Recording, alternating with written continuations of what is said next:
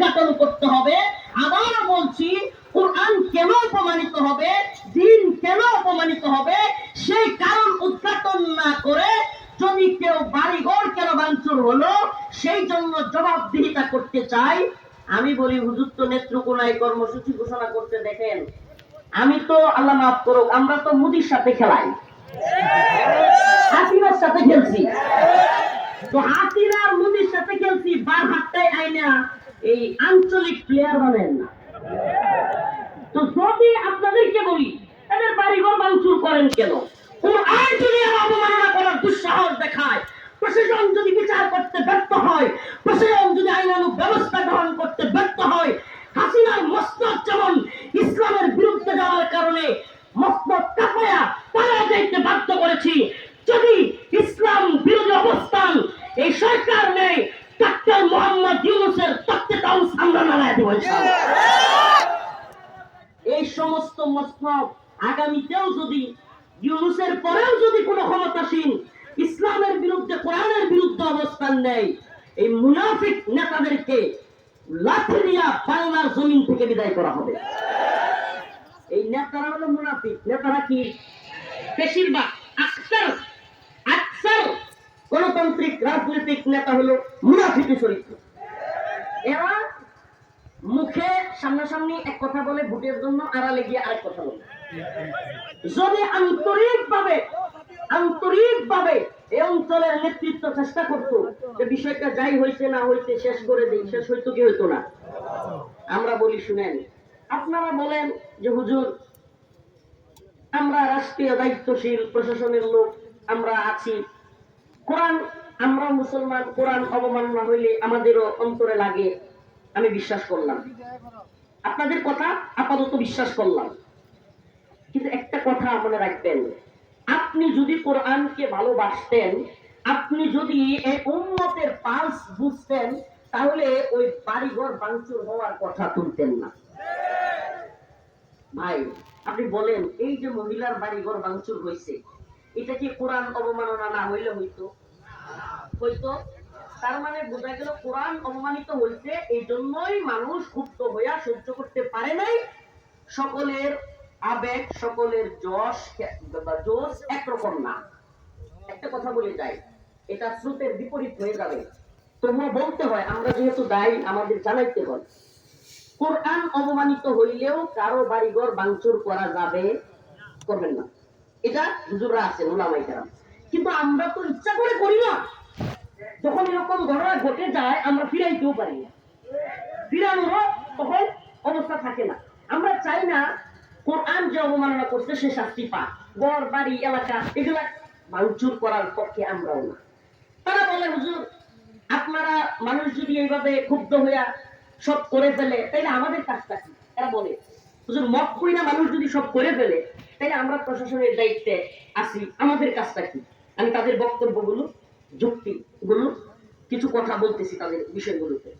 দেখেন, হাসিনার 17 বছরে প্রশাসনের প্রতি, পুলিশের প্রতি মানুষের আস্থা শেষ হয়ে গেছে। মানুষের আস্থা নাই আপনাদের প্রতি, এটা হলো বাস্তবতা, রিয়ালিটি, অস্বীকার করার সুযোগ নেই।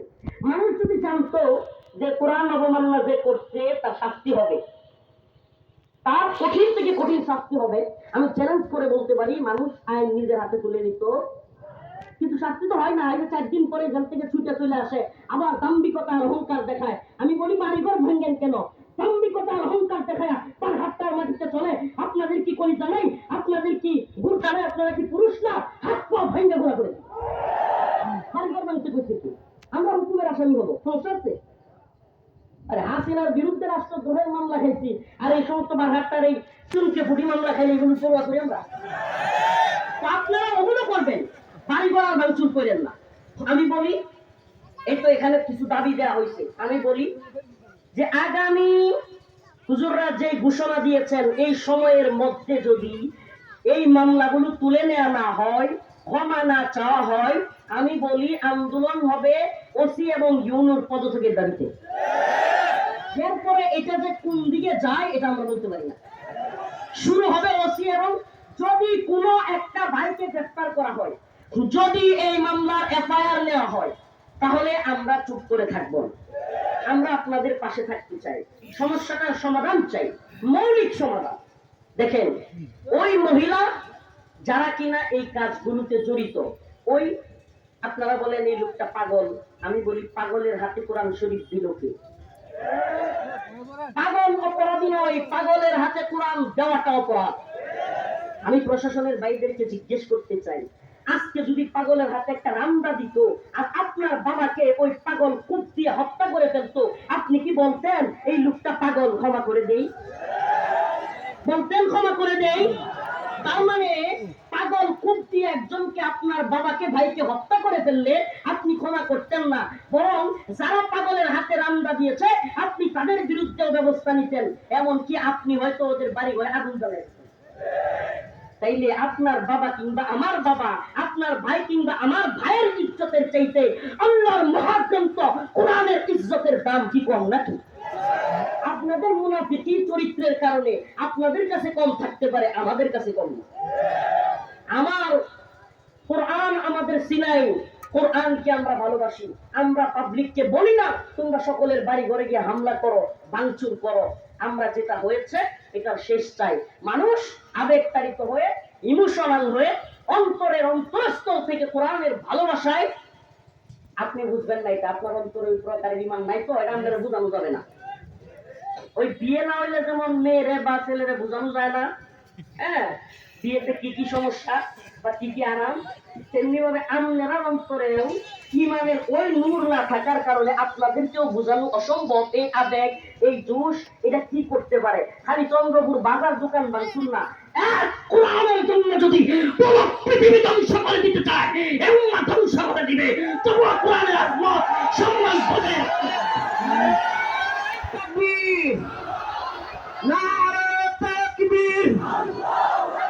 ইসলামের শত্রু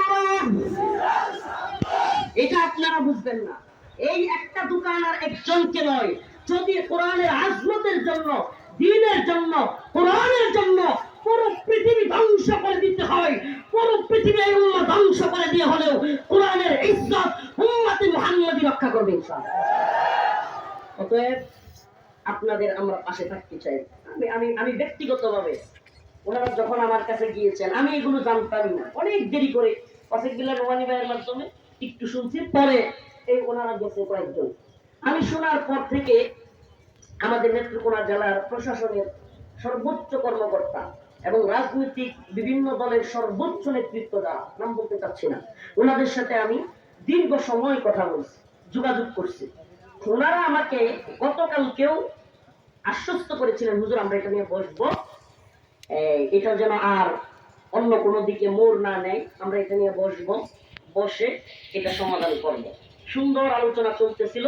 আমি এই পক্ষকে বলছিলাম, হুজুর সহ আমরা সবাই থাইকা, মুফতি তাহের কাসিম শাহ হুজুর আছেন, মাওলানা আব্দুল কাইয়ুম দামাত বারকাতুহুম আছেন, আরো উলামায়ে কেরামকে নিয়ে বসে একটা সুন্দর সুরাহা, সবার সামনাসামনি হলে কিন্তু মনোমালিন্য দূর হয়, কষ্ট দূর হয়।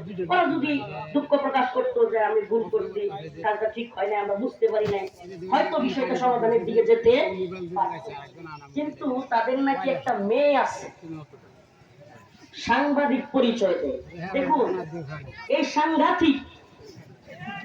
যদি আমি বলি শুনেন, আপনারা যারা ওই পক্ষে আছেন, আল্লাহর হস্তে তওবা করেন, আমরা আপনাদের ভালো চাই, আমরা আপনাদের কল্যাণ চাই। আপনারা তওবা করেন, ফিরে আসেন, আপনারা মুসলমান হিসেবে জান্নাতে যান, আমাদের কোনো আপত্তি নেই। আমরা আপনাদের ক্ষতি চাই না, আমরা আপনাদের ভালো চাই।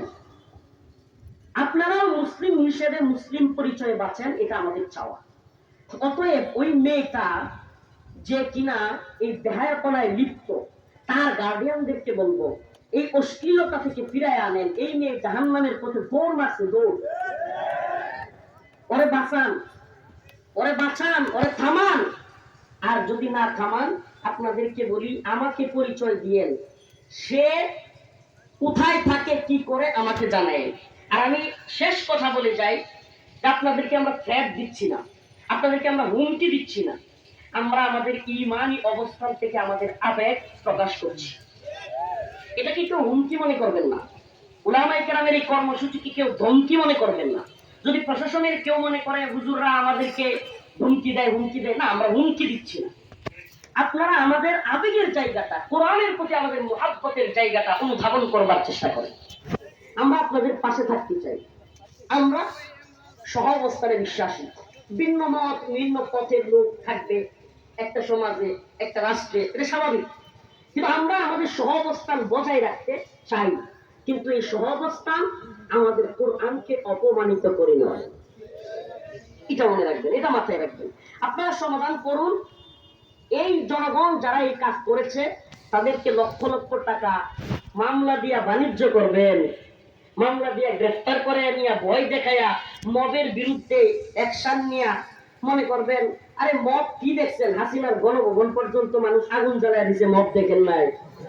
এই মব মব এগুলো ভারতের র এর প্ল্যান। র, এই মব শব্দটা আবিষ্কারক হলো র। কে?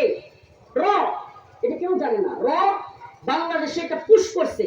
এখন এদেশের সেলিব্রিটি এলিট, বিভিন্ন আওয়ামী লীগ নেতা, বিভিন্ন সুশীল বাঙ্গু প্রগতিশীল, এরা দেখবেন এই শব্দ মব ইউজ করে। কেন? কারণ আওয়ামী লীগ যাতে ঠিক মতো পিটানি না খায়। মব মব বলতে বলতে এখন এমন অবস্থা হয়েছে না যে পাবলিক কোনো কাজে দেখতে এখন আগের মতো স্বাচ্ছন্দ্য বোধ করে না, বুঝছে না?